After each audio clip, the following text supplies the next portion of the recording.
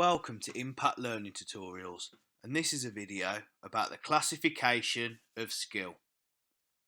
So in this video we are going to understand how skills can be classified on the two main continuums you're going to need to know for your exam, and also be able to understand the difference between an open and a closed skill. So to begin with, closed skills. These are skills that are not affected by the environment, and these are skills that are self-paced and occur in fixed or predictable situations.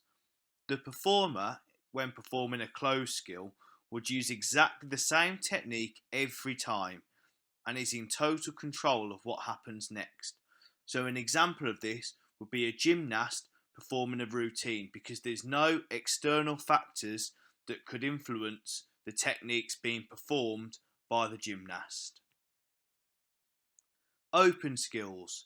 So open skills are skills that are affected by the environment, and they occur when performers have to make decisions and adapt their skills to a changing or unpredictable environment.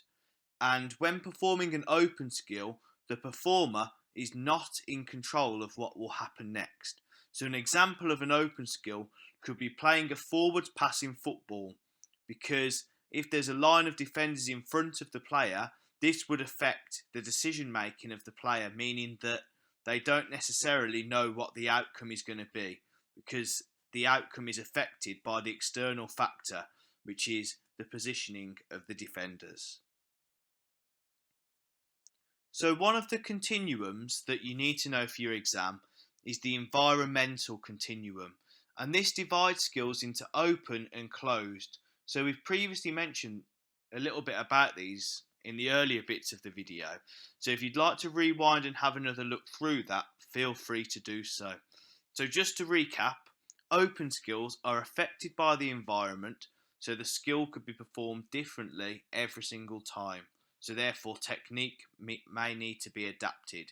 So for example, receiving a serve in tennis, every serve you receive would be different, meaning that this would be more towards the open side of the continuum. Whereas, as we said, closed skills are not affected by the environment. So a closed skill would be more like the gymnastics routine that we mentioned, meaning that would be more towards the closed side of the continuum. You may get some skills that might be closer to the middle, but most can be designed and placed into open and closed. The second continuum you need to know for your exam is the difficulty continuum, and this splits skills up into simple skills and complex skills. Now, a simple skill have little information to process, so there's very few stages involved in executing this. So an example of these could be swimming or running. Whereas a complex skill has lots of components and stages that need to be considered to be able to perform the skill effectively. So, like we've previously mentioned, a serve in tennis would be more of a complex skill, because you've got to consider the height that you're going to throw the ball, then the angle of the arm as it's coming through, maybe a spin you might want to put onto the ball. So all of these components add up to what is quite a complex skill to perform, which is why that would be more towards the complex side of the continuum. A good idea for some revision would be maybe to think of a range of skills and place them on each of the continuums, whether they're open or closed, or for this continuum whether they're simple or complex, and then you can understand where these different skills will fit ready for your exam.